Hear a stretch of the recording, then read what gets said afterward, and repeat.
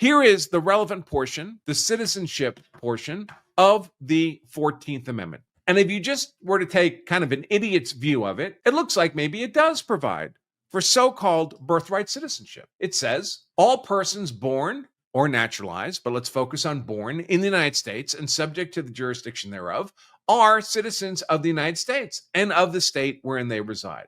Isn't that birthright citizenship, Andrew? It says right there, all persons born in the United States are citizens.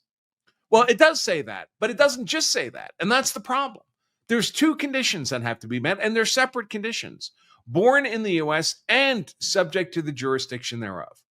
And jurisdiction thereof in this context means more than, for example, the criminal jurisdiction, because this is not an amendment dealing with criminal law.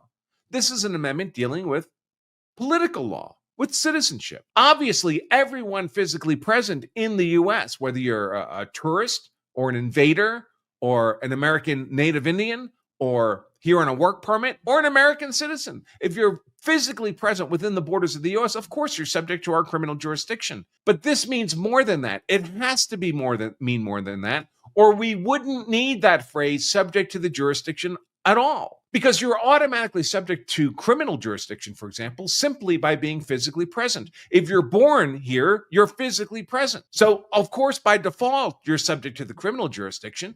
The only reason to include subject to the jurisdiction thereof as a separate clause from being physically present, from being born here, is that it means something different than merely being physically present. And in fact, it does mean something different.